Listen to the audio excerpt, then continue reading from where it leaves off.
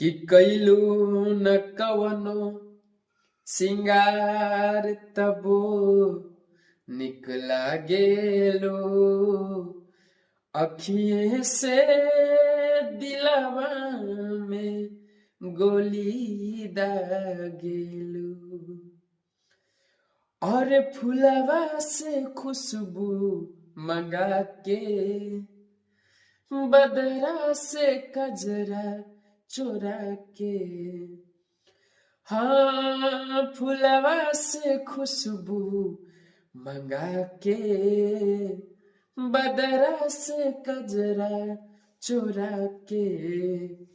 आइल बाड़ू रूपवा सजा के